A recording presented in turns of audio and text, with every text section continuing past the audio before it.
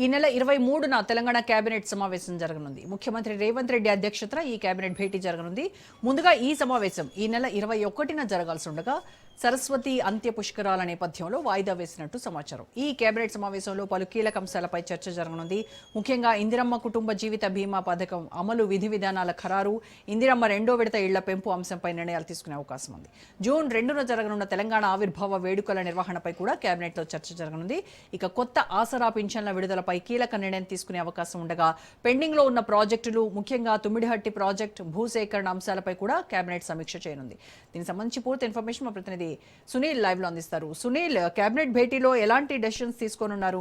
ఈసారి ఇందిరమ్మ కుటుంబ జీవిత బీమాకు సంబంధించి పేద మధ్యతరగతి కుటుంబాలకు దాదాపుగా వాళ్ళు ఎంచుకున్నటువంటి 1,15,00,000 మంది కుటుంబాలు లబ్ధిదారులుగా ఉన్నాయి. సో ఈ మొత్తానికి లబ్ధిదారుల్ని ఎంపిక చేసేటువంటి ప్రక్రియలో అసలు ప్రాతిపదిక ఏంటి? ఎవరికి ఈ పథకం వర్తించనుంది? ఎస్ రోజా, ఈ నెల 23వ తేదీన తెలంగాణ సచివాలయం వేదికగా ముఖ్యమంత్రి రేవంత్ రెడ్డి అధ్యక్షతన క్యాబినెట్ సమావేశం నిర్వహించారు. మొదటిసారిగా ఈ నెల 21న క్యాబినెట్ సమావేశం నిర్వహించాలని భావించినప్పటికీ కూడా సరస్వతి అంత్య పుష్కరాల నేపథ్యంలో ఈ యొక్క కేబినెట్ సమావేశాన్ని ఈ నెల 23కి వాయిదా వేయడం. అయితే ఈ నెల 23వ తేదీన యాదాగిరి గుట్టలో అటు వేద పాఠశాల కావచ్చు, మరోవైపు అక్కడ గోశాల నిర్మాణం చేపట్టిన నేపథ్యంలో వాటికి శంకుస్థాపన ముఖ్యమంత్రి చేయని నేపథ్యంలో యాదాగిరి గుట్టలో కేబినెట్ సమావేశం నిర్వహించాలని భావించారు. కానీ కొన్ని అనివార్య కారణాల వల్ల మళ్ళీ తెలంగాణ సచివాలయం వేదికగానే 23 సాయంత్రం 4 గంటలకు కేబినెట్ సమావేశం నిర్వహించాలని రాష్ట్ర ప్రభుత్వం భావించింది. ఇక ఈ కేబినెట్ సమావేశంలో కొన్ని కీలక అంశాలపై కూడా కేబినెట్ ఆమోదం తెలిపే అవకాశం ఉంది. ముఖ్యంగా ఇందిరమ్మ బీమా పథకానికి సంబంధించినటువంటి విధి విధానాలు ఖరారు చేసే అవకాశం ఉంది. ఎందుకంటే దాదాపు ఈ యొక్క పథకం ద్వారా 1,500,000 పైగా ప్రజలకు లబ్ధి చేకూర్చే అవకాశం ఉంది. అయితే వాటి ప్రాసెస్ ఏ రకంగా ఇవ్వాలి, ఏ రకంగా 5 లక్షల బీమాని ఏ రకంగా వర్తింప చేయాలన్న అంశాలపై కూడా పూర్తిగా విధి విధానాలని కేబినెట్ ఖరారు చేసే అవకాశం ఉంది. దీంతో పాటు రెండో విడత ఇందిరమ్మ ఇళ్లకు సంబంధించినటువంటి విడుదలకు సంబంధించిన అంశాలపై కూడా కేబినెట్ నిర్ణయం తీసుకునే అవకాశం ఉంది. ఇక ఎన్నికల హామీలో ఇచ్చినటువంటి కొన్ని అంశాలపై కూడా కేబినెట్ లో చర్చించి అందులో ముఖ్యంగా ఆసరా పింఛన్ల పెంపుకు సంబంధించిన అంశంపై కూడా ఈ కేబినెట్ లో చర్చించినట్లు కూడా సమాచారం తెలుస్తుంది.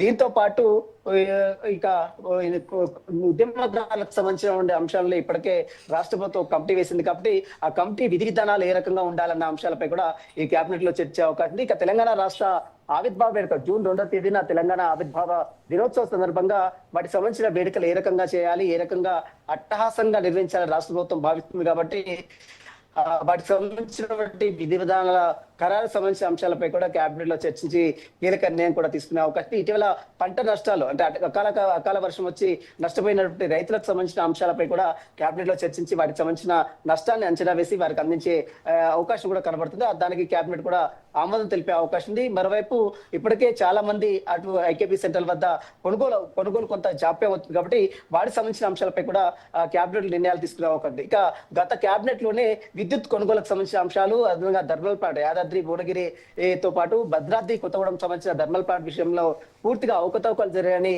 కమిటీ ఇచ్చినటువంటి నివేదికను బేస్ చేసుకొని ఇప్పటికే సిబిఐకి దర్యాప్తుకు ఆదేశించింది. కాబట్టి ఆ దర్యాప్తు ఇప్పటికే జాప్యమైంది. ఎందుకంటే గతంలో కాళేశ్వరం ప్రాజెక్ట్ సంబంధించిన అవకతవకలపై సిబిఐ దర్యాప్తు చేయాలని ఇప్పటికే సిబిఐకి ఇచ్చినప్పుడు కూడా 9 నెలలు గడుస్తున్నా ఇప్పటి వరకు సిబిఐ దానిపై కేసు నమోదు చేయలేదు. కాబట్టి ఇప్పుడు ధర్మల్ ప్లాంట్ కి సంబంధించినటువంటి అవకతవకలు, విద్యుత్ కొనుగోలుకు సంబంధించిన అంశాలపై కూడా కేబినెట్ తీర్మానం చేసి సిబిఐకి ఇచ్చింది. కాబట్టి ఇప్పటి వరకు మరి ఈ విషయంలో కూడా కేంద్రం మీద ఏ రకంగా ఒత్తిడి తీసుకురావాలి అన్న అంశాలపై కూడా కేబినెట్ లో చర్చించి నిర్ణయం కూడా తీసుకునే అవకాశం కూడా చాలా స్పష్టంగా కనపడుతున్నవచ్చు. మరోవైపు ఫ్యూచర్ సిటీలో 500 ఎకరాల్లో అటు జర్నలిస్టులకు కావచ్చు, మరోవైపు ప్రజాప్రతినిధులు ఎమ్మెల్యేలకు కావచ్చు, మరోవైపు సివిల్ సర్వీస్ ఉద్యోగులకు కావచ్చు 500 ఎకరాలు కేటాయించాలని ఇప్పటికే ఈ రోజు జరిగినటువంటి పరిశ్రమల సమీక్షలో ముఖ్యమంత్రి రేవంత్ రెడ్డి నిర్ణయం కూడా తీసుకున్నట్లు కూడా సమాచారం తెలుస్తుంది. ఇక ఈ కేబినెట్ సమావేశంలోనే ఈ యొక్క అంశాన్ని ముఖ్యంగా జర్నలిస్టులకు, మరోవైపు ప్రజాప్రతినిధులకు, మరోవైపు సివిల్ సర్వీస్ లకు 500 ఎకరాలకు సంబంధించినటువంటి ల్యాండ్ పూలింగ్ సంబంధించిన ప్రక్రియ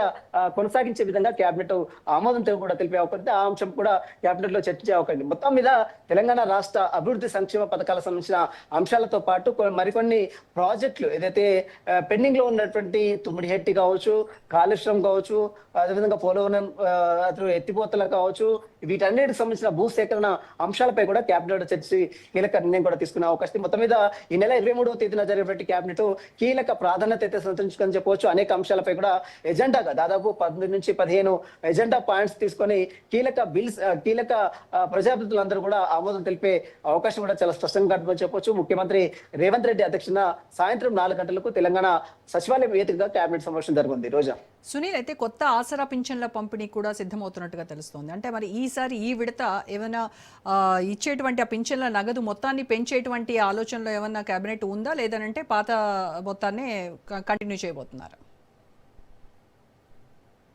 ఖచ్చితంగా. ఎందుకంటే గత ఎన్నికల్లో హామీలో కాంగ్రెస్ పార్టీ ఎన్నికల ముందు గతంలో ఉన్నటువంటి పింఛను అంటే వృద్ధులకు వితంతులకు 2,000 రూపాయలు ఇస్తుంటే దాన్ని ఖచ్చితంగా 3,000 చేస్తామని చెప్పింది. మరోవైపు వికలాంగులకు 4,000 నుంచి ఎక్కువ పెంచుతా అని చెప్పింది. అయితే వాటికి సంబంధించిన విధానాలు ఏ రకంగా ఉన్నాయి, ఎందుకంటే రాష్ట్ర ఆర్థిక పరిస్థితిని దృష్టిలో ఉంచుకొని ఇప్పటి వరకు పింఛన్లను మాత్రం పెంచలేదు.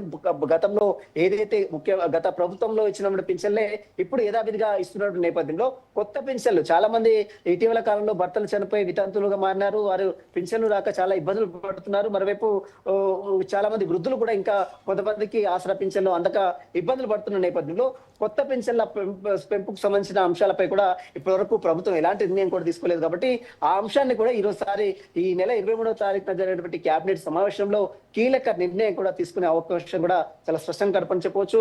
మరి కొత్త పింఛన్లు ఇస్తారా, పాత పింఛన్ల మాదిరిగానే మళ్ళీ దాన్ని ఆమోదిస్తుందా? ఏదైతే కొత్తగా కొంతమందికి చాలా మంది ఎంతగానో 2.5 సంవత్సరాలుగా ఎంతగానో ఎదురు చూస్తున్నటువంటి కొత్త పింఛన్లకు ఈసారి కేబినెట్ ఆమోదం తెలుపుతుందా లేదనేది కూడా సర్వత్రా ఉత్కంఠ అయితే నెలకొని చెప్పవచ్చు. ప్రస్తుతం అయితే పింఛన్లతో పాటు అనేక అంశాలపై జీవిత బీమా కావచ్చు, 5 లక్షల ఇంద్రమ్మ బీమా కావచ్చు, మరోవైపు ఇండ్లకు సంబంధించిన అంశాలు, మూడో విడత రైతు భరోసా విడుదల ఇంతవరకు చేయలేదు, గతంలోనే చేస్తామని చెప్పారు. ఇప్పటికీ 2 విడతలు చేసినప్పుడు కూడా ఇంకా మూడో విడత ఎప్పుడు వస్తుంది అంటే కేవలం ఎకరంగా 2 ఎకరాలు 5 ఎకరాల లోపు మాత్రమే రైతు భరోసా డబ్బులు పడ్డాయి. కానీ 5 ఎకరాల పైన ఉన్నటువంటి వ్యక్తులకు ఇప్పటివైతే రైతు భరోసా పడలేదు. కాబట్టి వారు కూడా ఎంతగానో ఎదురు చూస్తున్నారు. ఈసారైనా రైతు భరోసా మూడో విడత పడతాయా లేదా, అది ఎప్పుడు పడతాయి అనేది చాలా మొత్తం తెలంగాణ రాష్ట్ర వ్యాప్తంగా కూడా ఎంతో ఉత్కంఠంగా ఎదురుస్తున్న నేపథ్యంలో ఈసారి కేబినెట్ సమావేశంలో రైతు భరోసాకు సంబంధించిన అంశాలపై కూడా మరి నిర్ణయం తీసుకుంటారు లేదని కూడా చూడాల్సి. Right, thank you Sunil.